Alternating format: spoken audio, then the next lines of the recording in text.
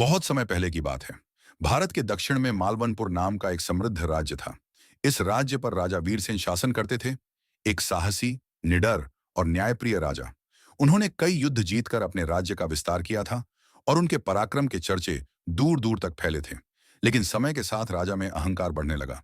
अब वे खुद को अजेय और सर्वश्रेष्ठ मानने लगे। दरबारियों ने भी चापलूसी में राजा की आंखों पर पर्दा डाल दिया। अचानक एक दिन राज्य में एक रहस्यमयी संत आया।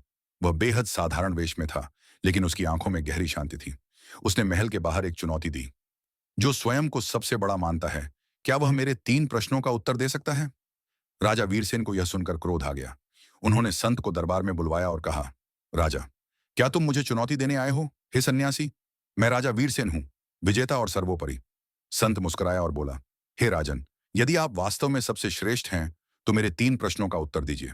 राजा ने चुनौती स्वीकार की। संत के 3 प्रश्न। सबसे शक्तिशाली व्यक्ति कौन है? सबसे सही समय कौन सा होता है? इस संसार में सबसे बड़ा कार्य क्या है? राजा ने कई उत्तर दिए। योद्धा सबसे शक्तिशाली होते हैं, युद्ध का समय सबसे महत्वपूर्ण होता है और जीत सबसे बड़ा कार्य है। पर संत मुस्कुराता रहा। गलत। राजा क्रोधित हुआ, लेकिन संत शांत रहा और राजा से कुछ दिन आश्रम में बिताने का आग्रह किया। अहंकार में राजा ने सोचा, चलो देखें यह सन्यासी मुझे क्या सिखा सकता है, और चला गया। आश्रम में बदलाव। वहां राजा ने पहली बार गरीबों की सेवा की, पेड़ लगाए, बीमारों की देखभाल की, भूखे को खाना दिया। उसने अपने हाथों से मेहनत की और पहली बार शांति और सच्चे सम्मान को महसूस किया। 1 सप्ताह बाद संत ने फिर वही 3 प्रश्न पूछे। राजा ने अब नम्रता से उत्तर दिया, सबसे शक्तिशाली वह है जो अपने क्रोध और अहंकार को जीत सके। सबसे सही समय वह है जो अभी है, वर्तमान।